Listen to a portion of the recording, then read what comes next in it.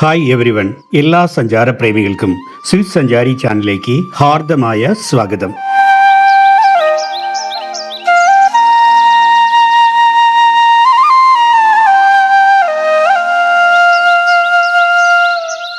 മലയാള ഭാഷയുടെ പിതാവ് എന്നറിയപ്പെടുന്ന ശ്രീ തുഞ്ചത്ത് രാമാനുജൻ എഴുത്തച്ഛൻ പിറന്ന മണ്ണിലേക്കൊരു യാത്ര ചിരകാലാഭിലാഷമായിരുന്നു. അതിനൊരു അവസരം കൈവന്നത് ഇപ്പോഴാണ്. മലപ്പുറത്തു നിന്നും 32 കിലോമീറ്റർ അകലെ തിരൂരിനടുത്താണ് തുഞ്ചൻ പറമ്പ് സ്ഥിതി ചെയ്യുന്നത്.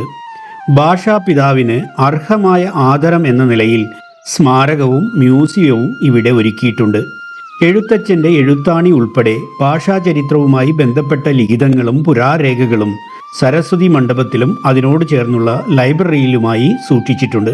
വിജയദശമി നാളിൽ ആദ്യാക്ഷരം കുറിക്കാൻ ഇന്നും ഇവിടെ കുട്ടികൾ എത്താറുണ്ട്. തുഞ്ചൻ പറമ്പിലെ കാഞ്ഞിരമര ചോട്ടിലിരുന്നാണ് എഴുത്തച്ഛൻ തൻ്റെ രചനകൾ നിർവഹിച്ചതും ശിഷ്യരെ പഠിപ്പിച്ചതും എന്നാണ് കരുതപ്പെടുന്നത്.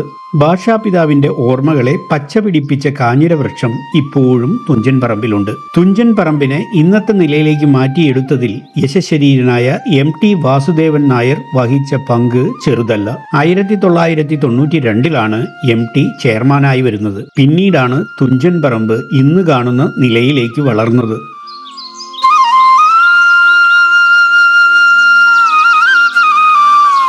തുഞ്ചൻ പറമ്പിൽ മനോഹരമായൊരു ശില്പമുണ്ട്. പിച്ചളയിൽ തീർത്ത തുഞ്ചന്റെ തത്തയും വലിയ എഴുത്തോലയും. കിളിപ്പാട്ട് പ്രസ്ഥാനത്തിന്റെ ഉപജ്ഞാതാവായ തുഞ്ചത്തെഴുത്തച്ഛന്റെ ഓർമ്മയുടെ പ്രതീകമായി ഈ തത്തയും എഴുത്തോലയും ആണിയും കാണികളിൽ വിസ്മയം തീർക്കുന്നു.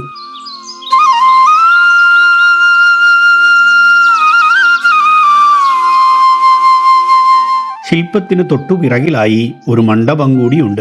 കുറച്ചങ്ങോട്ട് നടന്നു നീങ്ങിയാൽ നമ്മെ സ്വാഗതം ചെയ്യുന്നത് ഒരു കുളമാണ്. ഇതിലേക്ക് ഇന്നാർക്കും പ്രവേശനമില്ല.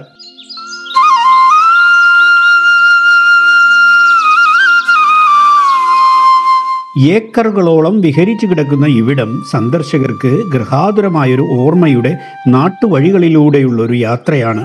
പഞ്ചാരമണലിൽ വൃക്ഷങ്ങൾക്കിടയിലൂടെ തണലിന്റെ മാറിലൂടെ നടന്നു ചെന്നെത്തുന്നത് ഒരു വായനശാലയിലേക്കാണ്. അക്ഷരങ്ങളുടെ കൂട്ടുകാർ ഇവിടെ നമ്മെ കാത്തിരിക്കുന്നു. വായനശാലയുടെ അടുത്തായിട്ടാണ് മലയാള ഭാഷാ മ്യൂസിയം. ഇതൊരു വിസ്മയമാണ്.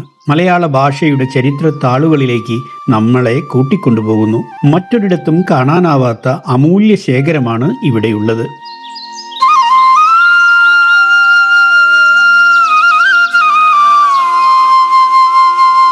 ശീതീകരിച്ച ആ മുറിക്കുള്ളിൽ നിറഞ്ഞു നിൽക്കുന്നത് മലയാളത്തിന്റെ ആർദ്രതയും സുഗന്ധവുമാണ്. എണ്ണമറ്റ എഴുത്തുകാരുടെ ഛായാചിത്രങ്ങളും വിവരണങ്ങളും വളരെ കമനീയമായിട്ടാണ് ഇവിടെ ഒരുക്കിയിരിക്കുന്നത്.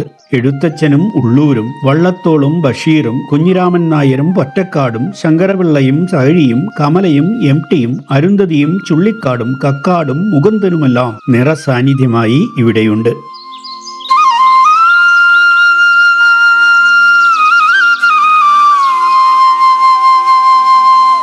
നിരണം കവികളും കൃഷ്ണഗാഥയുടെ ചരിത്രവുമെല്ലാം ഏതൊരു ഭാഷാസ്നേഹിയുടെയും മനം കവരും വിധം ഇവിടെ അവതരിപ്പിച്ചിരിക്കുന്നു. മലയാള അക്ഷരങ്ങളുടെയും അക്കങ്ങളുടെയും ചരിത്രം പോലും ഇവിടെ നമുക്ക് വായിച്ചെടുക്കാം.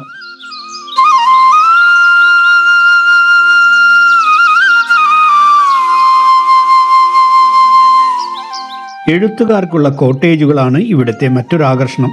മുൻകൂർ ബുക്ക് ചെയ്താൽ എഴുത്തുകാർക്ക് ഇവിടെ കോട്ടേജുകൾ ലഭ്യമാണ്. തുഞ്ചൻ പറമ്പിലെ കാഴ്ചകളും കഥകളും കണ്ടു നടന്നപ്പോൾ സമയം പോയതേ അറിഞ്ഞില്ല.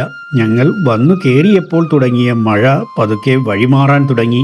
ഇവിടെ എന്നുമുള്ള കാഴ്ചയുടെ ഉത്സവം കൂടാതെ എല്ലാ വർഷവും ഫെബ്രുവരി ആദ്യവാരം തുഞ്ചൻ ഉത്സവം ആഘോഷിക്കാറുണ്ട്. പ്രതിവർഷ ശില്പശാലകൾ, സാഹിത്യ സമ്മേളനങ്ങൾ തുടങ്ങിയ പരിപാടികൾ നടത്തി മലയാള ഭാഷയുടെ പ്രചാരണത്തിനും സംരക്ഷണത്തിനും ഈ സ്മാരകം പ്രാധാന്യം നൽകുന്നുണ്ട്. മലയാള ഭാഷയുടെ ഉയർച്ചയ്ക്ക് വേണ്ടിയും നിലനിൽപ്പിനു വേണ്ടിയും ഇത്രയെങ്കിലും ഉണ്ടെന്നറിയണമെങ്കിൽ ഒരു വേള നിങ്ങളും ഇവിടെ പോകണം.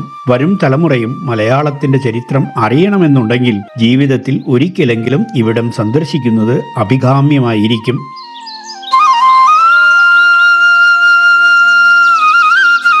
മറ്റൊരു പുത്തൻ വീഡിയോ വിശേഷവുമായി നമുക്ക് വീണ്ടും കാണാം. അതുവരേക്കും സ്വിസ് സഞ്ചാരിയുടെ നല്ല നമസ്കാരം. Good bye.